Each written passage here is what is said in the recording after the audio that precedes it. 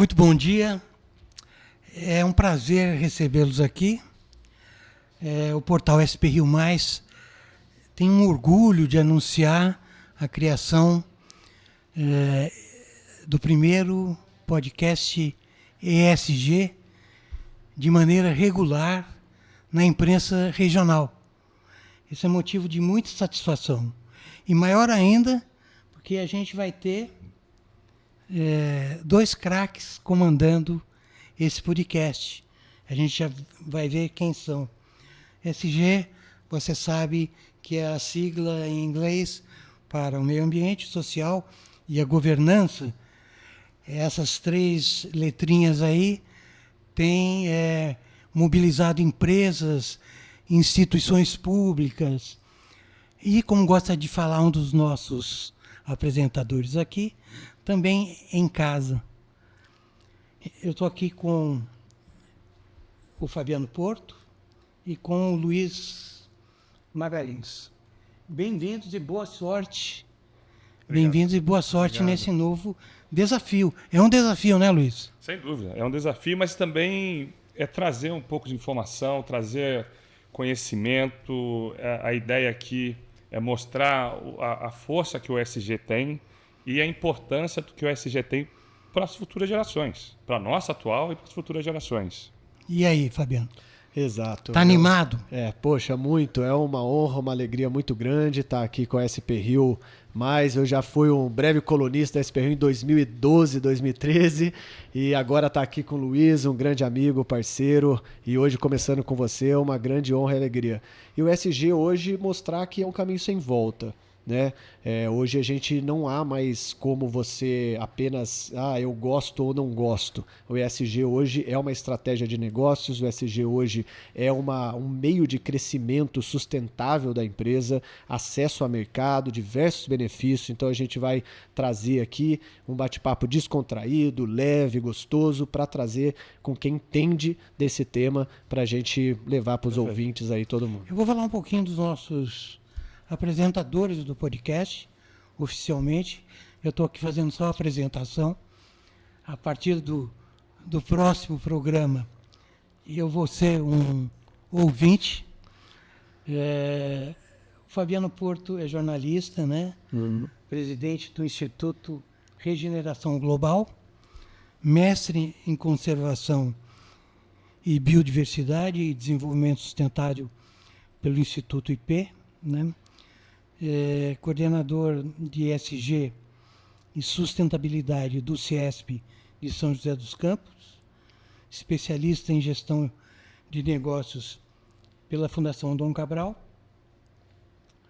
e coordenador de diversos projetos nessa área ESG, além de participar do COMAN, né? Que é o Conselho de Meio Ambiente da Prefeitura Municipal.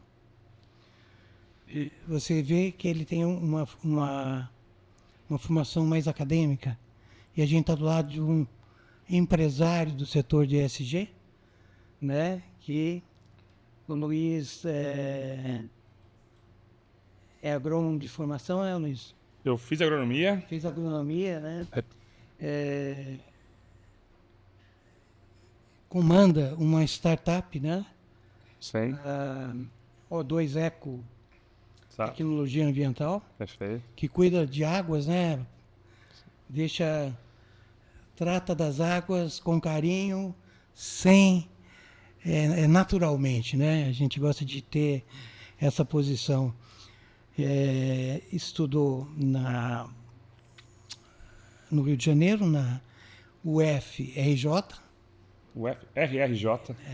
E também na Austrália, onde você viveu aí por um bom tempo, né? 14 anos da minha vida. Você trouxe, inclusive, de lá, que você trouxe a tecnologia que é base da sua empresa, né? Perfeito. Acho que é uma dupla dinâmica aí. Como é que você chegou ao ESG, Luiz? Eu acho que eu cheguei ao ESG de forma orgânica em 92, na faculdade, lá na agronomia. A gente tinha um projeto na faculdade que era ajudar, era um contrato que tínhamos com a Prefeitura do Rio de Janeiro, que tiravam as pessoas de rua para trabalhar numa fazenda modelo, né? Então, ali era um sócio ambiental, porque o meu trabalho na agronomia era justamente orientá-los nessa questão de hortaliças, de plantações e tudo mais, né? Porém, devido à série de situações das pessoas ao redor invadirem a fazenda para roubarem comida, roubarem a nossa produção, e usavam pesticida, a gente foi obrigado a usar produtos orgânicos, ou melhor, deixar de usar pesticidas e só atuar com a agricultura orgânica, isso em 1992. Então, eu fui um dos pioneiros, junto na região do Rio de Janeiro, junto com o Fábio, da AgroSuiz, que dava consultoria também há muito tempo e tal. A gente começou a trabalhar, desde então, com produtos orgânicos, né, com a agricultura orgânica.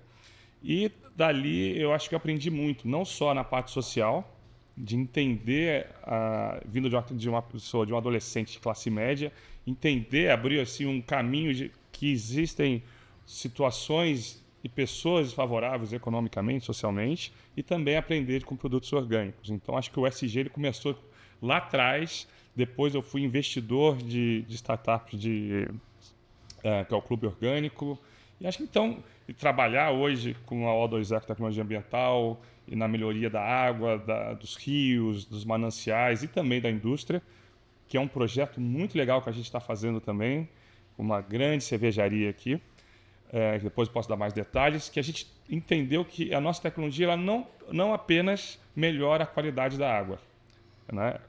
Com a água melhor, a gente melhora todo o ecossistema. Então, a gente está mensurando o impacto positivo na biodiversidade, com anfíbios, com peixes, com flora e com fauna. Então, acho que é intrínseco para mim o ESG, né? Então, Fabiano, você tem um lado mais militante, né? Uhum. Quer dizer, você é o cara que segura o cartaz, não é? Sim. Exato. Ele é um cara da militância, com argumentos. A militância vazia, a gente está meio cansado, né? Exato. Tem embasamento, né? Tem que ter substância para levar essas ideias à frente, né? Como é que vocês vão fazer esse programa, esse podcast? Como que vocês estão pensando? São convidados, não é isso? A ideia é que a gente traga pessoas que tenham uma relevância regional e internacional e que estejam atuando na prática, né? Como diz o nome do podcast, ESG na Prática, que a gente traga nomes que estejam participando ativamente de projetos, sejam liderando, sejam criando, implementando, como empreendedores ou profissionais, né, dentro das suas áreas de atuação na empresa, que possa fornecer informações, né, práticas sobre o ESG, seja na área de governança, na área social, na área ambiental ou nas 3 áreas, dependendo do perfil desse participante, né, Luiz? Luiz, você acha que o nosso podcast vai ter um papel educador, vamos dizer, um papel de informação? É esse o intuito. É exatamente uma das coisas que a gente teve a ideia, né, de todo o ESG na prática, é porque uma das maiores dificuldades que a gente tem hoje é tangibilizar o ESG. Né? Então, como o Fabiano trouxe aqui, trazer pessoas que estão fazendo na prática e trazendo, mostrando os resultados do ESG é o que a gente precisa. Porque aí a gente acaba educando, não quero ser redundante, mas educando na prática, entendendo os resultados do ESG. Porque hoje em dia, uma das maiores dificuldades, a gente vê isso direto no dia a dia, né? Fala, mas o ESG funciona mesmo? Qual é o ESG? O ESG funciona? Então, ele é um caminho sem volta, ele não tem como, sabe? As empresas precisam olhar para a governança, precisam olhar para o social e para o ambiental, não tem como, sabe? E entrou hoje numa política, o ESG entrou no viés político, né? Somente lá fora, na coluna ESG na Prática, semanal, no ano passado, até fiz a Casa Branca, aquele programa, e escrevi sobre isso, a gente sempre debate, eu e o Fabiano sempre debatemos sobre isso, que virou algo político, né? Então, para a gente sair desse viés político, nada melhor que trazer para o programa, trazer informações, trazer pessoas, profissionais, que mostram que, na prática, o ESG funciona e veio para ficar. Até para a gente evitar esse viés político de vir aqui para o Brasil também. Porque, graças a Deus, aqui no Brasil a gente não está vendo essa coisa política como a gente vê nos Estados Unidos. Aqui está indo muito mais Estados Unidos técnico. Com as eleições se aproximando, Perfeito. né? Esse tema tem sido usado pelos dois lados para... E isso é uma coisa muito interessante trazer já desde o começo, que é o nosso primeiro episódio, que o ESG na prática ele é apartidário. Exato. Então, aqui, o que nós vamos debater aqui não tem viés político, não tem esquerda, direita, centro. A gente vai trazer a realidade que o ESG é a importância do ESG. Até porque o ESG são ações muito pragmáticas. Então, quando a gente fala de governança, a gente está falando de compliance, de transparência, de lei geral de proteção de dados, de conduta, de diversos aspectos da governança. Quando a gente fala do social, a gente fala de diversidade, de inclusão, de comunidades, de fornecedores. Quando a gente fala de ambiental, a gente fala de água, segurança energética, resíduos, biodiversidade, crédito de carbono. Então, são muitos assuntos interessantíssimos que representam negócios, que representam geração de oportunidades, gestão de risco. Então, aqui é para a gente falar na prática de assuntos técnicos, sem viés, sem ideologia. O que a gente tem visto é a discussão sobre o greenwashing, né? Quer dizer, muita empresa usando todas essas boas práticas de ESG, mas na verdade não entregando, né? Faz-se uma propaganda da prática ESG e na verdade muitas empresas não entregam todas essas questões que o tema exige. E traz mais uma vez a importância desse programa. Exato. Porque empresas aqui do Vale, principalmente, que querem adotar o ESG, mas não sabem como adotar o ESG. Então, a gente mostrando o caminho, trazendo convidados que já fizeram, que estão dando certo, ou até que deram errado, porque existe o ESG, o wishing, que você deseja também, fora o greenwashing, né? Tem o que você deseja e, às vezes, por falta de conhecimento, por falta até de entender o ESG, acabam cometendo erros que acabam trazendo uma negatividade, um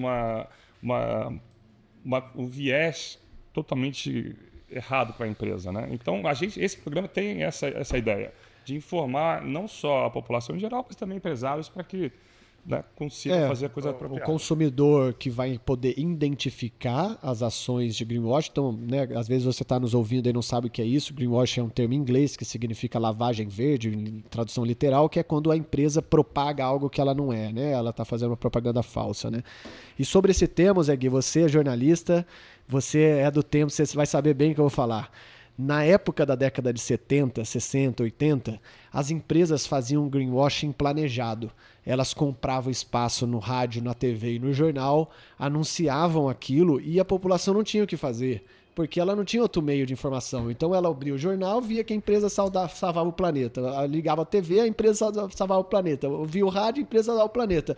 E assim se fazia o greenwashing planejado. Hoje, com as mídias digitais, é muito difícil, eu não diria impossível, mas é muito difícil a empresa fazer um greenwashing planejado como era décadas atrás. Então o que está acontecendo hoje? É um greenwashing de erros sinceros, de equipes que estão querendo às vezes bater metas porque estão sendo cobradas e acabam colocando os pés pelas mãos, sabe? Faz aquela ação ali do Dia Mundial do Meio Ambiente, planta umas árvores e fala que está salvando o mundo, sabe? Então tem muita coisa de desinformação, de ações precipitadas de equipe. Então esse programa aqui também vai trazer informações para permitir que você, ouvinte, possa identificar essas ações nas empresas, cobrar das empresas isso, e você, empresário, possa evitar cair nesse erro sincero aí de acabar cometendo o greenwash. E só para trazer, na Holanda, a KLM, que é a empresa aérea, ela acabou de receber uma multa milionária.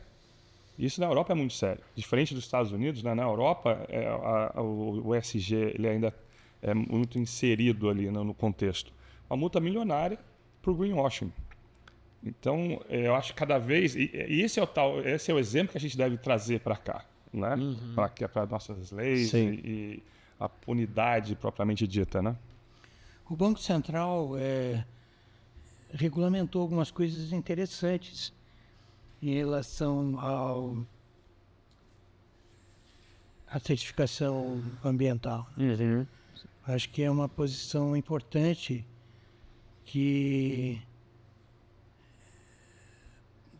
de todos os lados vem o apoio, né? O apoio legislativo é importante também para algumas práticas. Não ficarem também...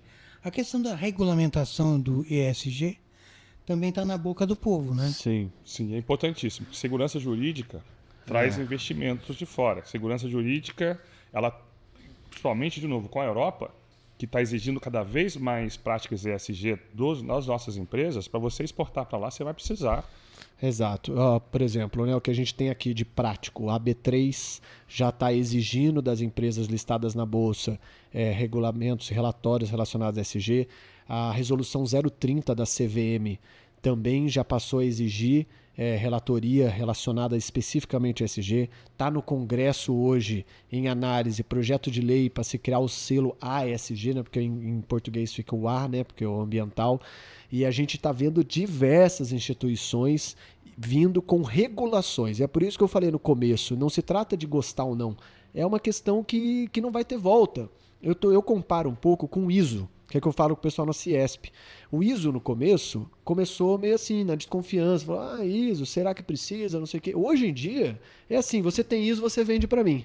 Você não tem ISO, você não vende para mim. Ponto final. Sim. ESG vai se transformar em algo assim. É um carimbo não tem como. De eficiência, de estabilidade. Exatamente.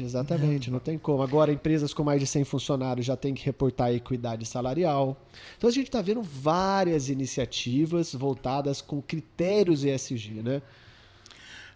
E agora a gente pode dar o spoiler de quais são os que vocês têm em mente em relação aos convidados.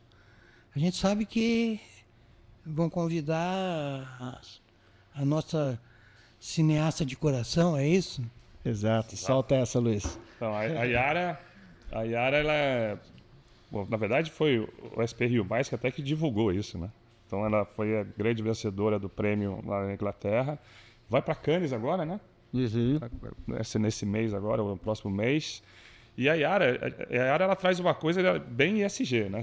O próprio filme, documentário que ela fez... Meu Deus do céu, ela tem umas histórias aqui que são fantásticas. Sim. Né?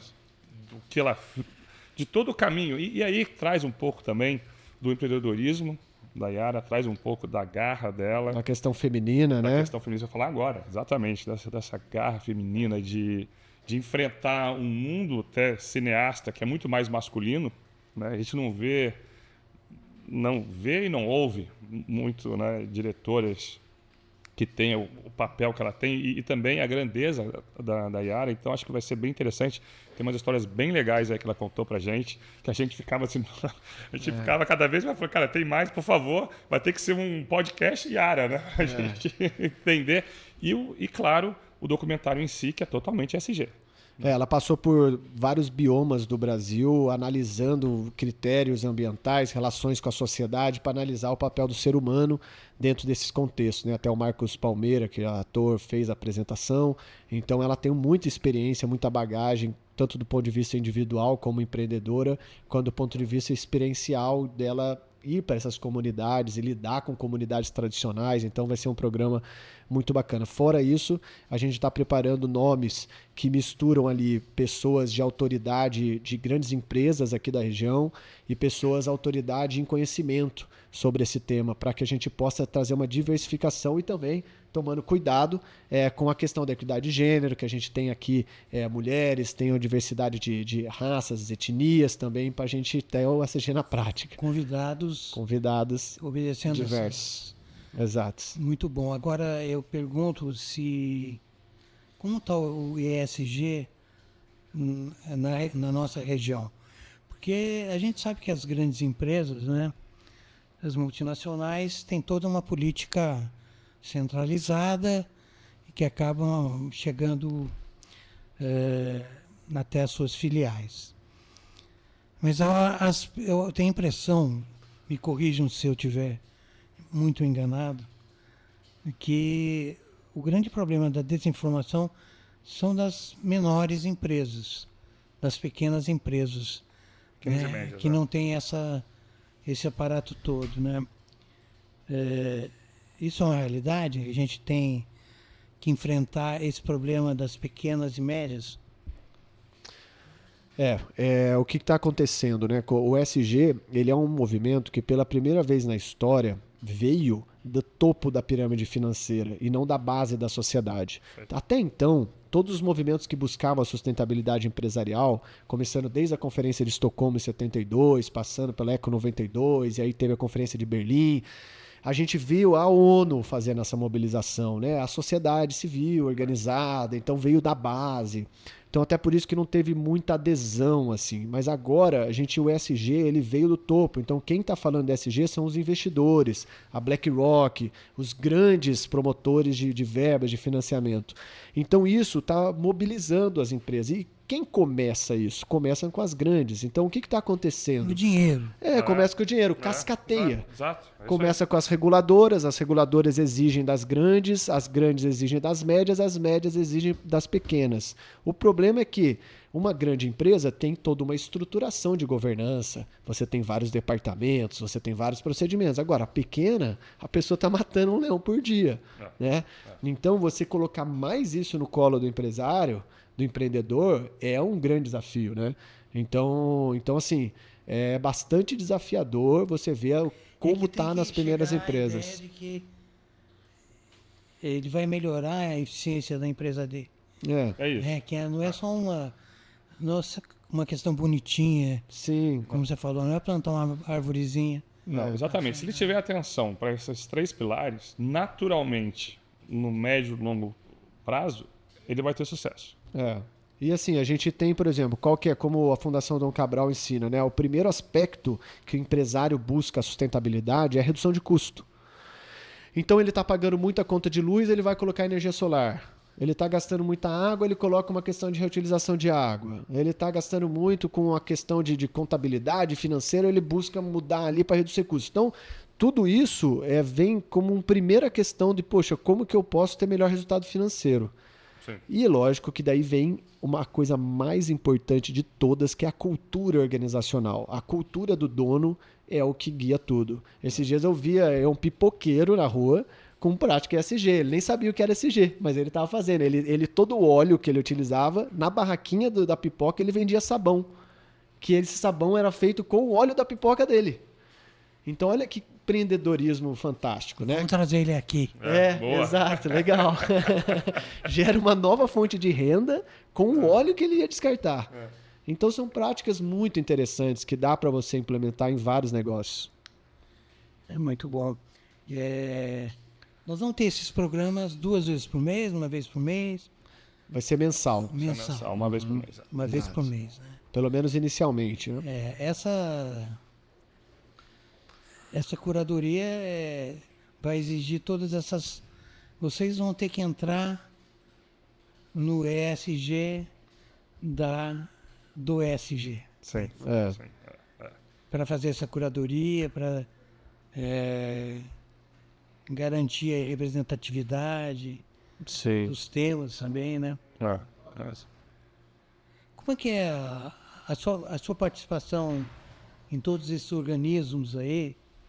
Queria fazer uma pergunta mais pessoal em relação ao Conselho de Meio Ambiente. Perfeito. Ele funciona? O Conselho de Meio Ambiente, o Luiz, inclusive, a gente está junto, né? A gente participa junto. Olha, o Conselho de Meio Ambiente, como todos os conselhos da sociedade civil atrelados ao poder público, eles são um ambiente controlado pelo poder público, né? Então, primeiro, quem dita ali a agenda é a prefeitura, né? Ela faz ali um meio campo com os interesses da sociedade, mas é ela que detém ali as pautas, É o né? feudo dela. Exatamente.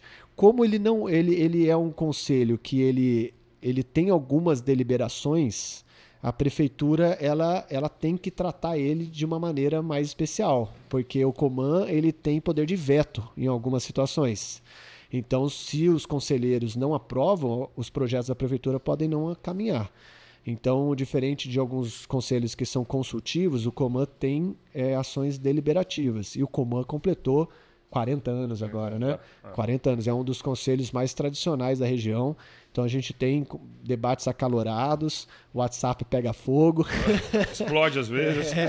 Mas são coisas que a gente tem. E a nossa atuação lá, a minha particularmente, é muito essa questão que você falou de militância também, né? Eu sou uma pessoa que gosta de tomar iniciativa, não gosto de ficar quieto, porque eu acho que a gente está num mundo que a gente precisa de ação. Então, aprender a lidar com essas questões é muito interessante. Eu vejo isso como, para mim, uma faculdade de relações públicas ali, participar do Coman. E o Coman é a sociedade civil também, né? Então, no caso da termoelétrica de Caçapava, foi muito lá. Né? Vamos conversar sobre isso. Vocês têm acompanhado, claro, Sim. essa questão que ela é polêmica, é a grande questão de meio ambiente dos últimos meses, né? Em que pé está a discussão e as coisas? Agora a gente teve uma suspensão da implementação da termoelétrica naquela região que estava inicialmente prevista em Caçapava. Lembrando que essa seria, eu acho que a maior termoelétrica da América Latina. Perfeito, é isso aí. Um vale do Paraíba, né? E ali foi suspenso, só que o projeto continua, né? E qual que é o problema ali? A questão é que para se implementar uma termoelétrica a gás, você precisa ter infraestrutura dos gasodutos preparados. E é por isso que a nossa região está tão em alta. Porque a nossa região é uma das mais preparadas do continente sul-americano em relação a gasodutos. A gente tem muitos gasodutos. Então, assim, o custo de implementação de uma termoelétrica aqui na nossa região é muito menor do que outras. Só que uma coisa que a gente tem defendido poxa, tudo bem a gente ter essa questão pragmática da governança em relação a custo de implementação, mas a gente não pode considerar só isso para a gente implementar uma termoelétrica desse porte. A gente tem que considerar outros aspectos, os movimentos atmosféricos, sabe, que envolvem... Né? O impacto negativo que traz isso. Pô, a gente está num vale. O vale, naturalmente, é um local que ele condensa os ares. O ar ele entra pelas 3 serras que a gente tem aqui, Serra do Mar, Serra da Bocaina, e que vem lá por trás de Minas, e a gente tem uma condensação do ar aqui. A ciclagem do ar ele não é tão forte quanto em outras regiões. Tanto que uma coisa que eu sempre falei qual região, qual cidade do Vale do Paraíba e Litoral Norte, Serra da Mantiqueira seria o ideal para se implementar uma termoelétrica, pensando nos poluentes e não no custo de implementação. Sabe qual é a cidade? Caraguatatuba. Porque ela está no litoral. A dispersão iria para o oceano. O impacto na saúde humana seria muito menor. Agora, se colocar isso em Caçapava, Taubaté, Tremembé, você vai condensar o ar aqui. Lembrando que a gente já tem a Revap aqui em São José, né? Numa analogia simplista, colocar dentro de uma caixa. Né? Então, você não tem para onde ir. E principalmente os impactos negativos, que a gente já vê isso até em Volta Redonda, por exemplo. Né? Que fulugem... É porque ela é carvão, né? Carvão, exatamente. Então, impactando, a gente até escreveu isso na coluna um ano atrás, aqui no SE na Prática, no semanal, que traz um impacto respiratório, crianças já com asma, com bronquite, e numa região que não precisa. Sem contar que, na minha opinião, uma termoelétrica a gente dá passo para trás. Né? Está cheio de energias renováveis aqui, uma série de energias limpas. A gente vai ter espaço para essas discussões no nosso podcast? Com certeza. Sim, com certeza. Vamos entrar em temas. Essas questões, esse é um espaço para isso também, né? Sim. E Luiz, falamos sobre o Coman, sobre toda essa sua participação em outros conselhos, no Ciesp, né? Queria perguntar a você, como um empresário das águas, como é que estão os seus projetos em relação a 02 Eco? Bom, nunca tiveram melhores. o que me traz uma esperança num meio ambiente melhor, né? Então eu tenho empresas concessionárias públicas e privadas de saneamento, né? O Marco Saneamento está aí, estão leilões de empresas privadas. Como a gente estava falando antes do podcast, eu estava no Rio de Janeiro ontem, junto com a Universidade de Santa Úrsula, que tem um projeto nosso lá com uma empresa que venceu o leilão, né, da SEDAI, que cuida da Lagoa Rodrigo de Freitas, dos rios e da Baía de Guanabara. Então a gente tem um dos projetos que a gente tem lá, a gente já melhorou a água do rio da Visconde de Albuquerque, no Leblon, no Rio de Janeiro, para banho, com a nossa tecnologia, né?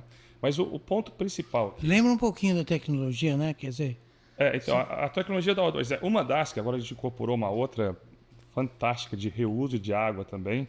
A tecnologia da O2 Eco ela é uma placa de parafina, né, que tem nanominerais dentro dela, que ao ser inserida no meio, na água, as bactérias que já estão na água, a gente não coloca nenhuma bactéria na água, elas promovem a placa de cera vira a casa ideal para essas bactérias benéficas que já estão na água, a criarem um biofilme ao redor dela, e os minerais dentro da placa fazem com que essas bactérias benéficas cresçam de forma exponencial. Elas consomem a carga orgânica. É legal ver a ciência ajudando, né? Fantástico. E trazendo aí, por que é muito interessante essa tecnologia? Uma, porque ela é baseada na natureza. Dois, porque ela não usa nenhum produto químico e nenhuma bactéria exógena ao meio. Então, o processo de bioestimulação natural, que é prevista pelo CONAMA 467, ela não precisa nem de autorização do IBAMA. Nós precisamos avisar CETESB, INEA, os órgãos ambientais que nós estamos fazendo uma regeneração daquele meio, por exemplo. Mas o mais importante aí é que a gente ajuda a natureza a fazer o papel dela. Então, só um dado rápido aqui. Em 2019, a Agência Nacional de Águas, a ANA, né, lá em Brasília, ela passou um relatório, concedeu um relatório que existem, em 2019, infelizmente deve ter piorado, tá? Mas que são 83 mil quilômetros de rios poluídos no Brasil. Daqui até a Austrália, por exemplo, são 14 mil quilômetros, só para ter uma extensão aí do que nós temos de rios poluídos, né? Agora, na Semana da Água, na semana passada, retrasada, a SOS Mata Atlântica divulgou um resultado que houve 8% de melhora dos rios do bioma da Mata Atlântica, que é o bioma mais populoso da região, né? Houve uma melhora, mas isso não quer dizer, também colocamos na coluna na semana retrasada, Semana da Água, que isso não quer dizer que tá bom, porque nós temos aí mais de 90% dos rios, que foram mais ou menos 125 rios, se eu não me engano, que foram analisados, né, nesse bioma, que estão de, provavelmente, aí, assim, de cabeça, posso te falar que está 80%, 90% de uma qualidade regular para ruim, né? Então, houve uma melhora, isso é positivo, mas ainda a situação está muito ruim. Então, ver as empresas, grandes empresas como cervejarias, concessionárias público-privadas de saneamento básico, olhando para esse cenário, ele é muito importante. E eu já trago até mais um ponto, porque as mudanças climáticas estão aí, né? É inevitável, assim, é um erro crasso achar que cada microclima tem o seu problema, que isso é um pouco de invenção, que são ciclos. Se são ciclos, ótimo, são ciclos. Existem ciclos, óbvio que existem ciclos no planeta Terra, porém, a gente está ajudando e acelerando esse ciclo. E com a mudança climática, daqui a uns 10 anos a gente vai ver aquele café que está sendo cultivado no sul de Minas, ele vai ter que ser cultivado no Paraná, em Santa Catarina. A soja que está no norte e centro-oeste, por exemplo, de repente ela vai ter que descer mais para o sul. E quem é que vai abastecer isso? São os rios. E hoje a maioria dos rios que poderiam servir com abastecimento, eles estão impróprios para banho, para consumo animal e para agricultura. Então é um olhar que tem que ter. O olhar da adaptação aos problemas derivados das mudanças climáticas, ele está na agenda ESG? Sim. As adaptações? Sim, a agenda ESG, ela, apesar dela ser mais colocada como no segundo setor, que seriam as empresas, né? a gente vê cada vez mais isso entrando nas políticas públicas também. Né? Então, entrando no primeiro setor ali dos governos, tal. Então, cada vez mais isso está se criando departamentos, ações voltados para ações ESG dentro do poder público, alinhado com os ODS, né? Com os Objetivos de Desenvolvimento Sustentável já da ONU, que já faz vários anos que também está circulando. E isso é uma das vertentes do ESG, uma das tendências do ESG, né? São os gestores públicos começarem a olhar para ações ESG. Inclusive aqui em São José a gente tem um decreto, né, municipal instituindo políticas ESG e colocando comitês ESG dentro da gestão pública. Muito bem. Bom, a gente está caminhando para o fim. Acho que a gente deu uma pincelada no que a gente vai poder esperar aí do novo podcast, né? Na parte do jornalismo a gente está bastante animado. Esperamos que possam surgir muitas pautas para a gente dessas discussões mais técnicas, né? Certamente vai haver esse diálogo aqui do jornalismo com o podcast. Uhum. E sejam bem-vindos. E vamos nessa, né? Vamos lá. Vocês querem fazer um convite para as pessoas passarem a seguir o nosso podcast? Faça um convite. Bom, eu acho que o convite para cá é uma coisa mais... De novo, a ideia aqui é trazer algo mais leve, vai ter, com certeza, assuntos mais pesados, vão ter assuntos polêmicos, a gente vai trazer muito sobre ESG. Então, o convite aqui, sigam o canal, sigam o ESG na Prática, falem com a gente, dê sugestões, participem, porque esse canal, acima de tudo, é para vocês, né? Para a gente, para os nossos amigos, para os empresários, para a população em geral na cidade, para a gente fazer um papel aqui de jeito nenhum também, querer um papel de um lado, de um viés superior que a gente sabe. Porque o ESG, de novo, é uma construção, ele é orgânico, a gente aprende todo dia, ele muda todo dia, né? Porque são 3 pilares: a governança, o meio ambiente, o social e a governança. Eles não é uma ciência exata, ele é uma coisa que se muda todo dia. O mercado muda, por exemplo, todo dia, né? Então, é um aprendizado mútuo de todas as partes. Então, o convite aqui, vem fazer parte, que vai ser bem legal, vai ser divertido pra caramba. E a gente está junto aí para fazer o ESG na prática. E você que está nos ouvindo e de repente tem vontade de trabalhar nessa área, essa área que está com muitas vagas abertas, muitas oportunidades de emprego, de carreira, então também será muito interessante para você que está nos ouvindo e quer entrar nessa área ambiental, social, de governança, para você entender um pouco mais o que envolve esses aspectos, para poder saber. E você, empresário, que às vezes não conhece muito bem o tema, vai poder também conhecer mais e poder começar a implementar essas ações nas suas empresas. Afinal, como eu disse, é um caminho sem volta. A partir de agora, você vai ser cada vez mais obrigado a agir dessa forma. E é o que eu tenho sempre falado: aproveite para agir enquanto isso é um diferencial, porque em breve não vai ser mais, em breve vai ser uma obrigação. Aí você vai ter que ir atrás, porque você é obrigado a agir com o ESG. Então aproveite essa oportunidade de agir, alinhar sua empresa aos valores que as novas gerações... Com certeza, se você está nos ouvindo, você tem funcionário abaixo de 30 anos, com certeza esses funcionários vão querer que você atue nessa área. Então são várias frentes para você agir. Aproveite essa oportunidade e um convite a você para ouvir o podcast ESG na Prática uma vez por mês aqui na SP Rio, para que a gente possa adentrar um pouquinho mais nesses temas. Bom, eu agradeço Fabiano, agradeço Luiz. Esse programa de hoje que apresenta o ESG na Prática, o ESG na Prática, ele fica em todos os nossos canais, né? Você pode ouvir na hora que você quiser. E boa sorte para vocês e até a próxima. Eu quero agradecer primeiro a você, Zé Gui, que foi escolhido a dedo para estar aqui, um jornalista que a gente admira, que tem um conhecimento aí de décadas. Então é um prazer você ter o seu primeiro aqui com a gente. Com certeza. É uma honra estar com você aqui. E vamos juntos. Obrigado, Luiz. Muito bacana. Muito obrigado mesmo, Zé Gui. Vamos juntos.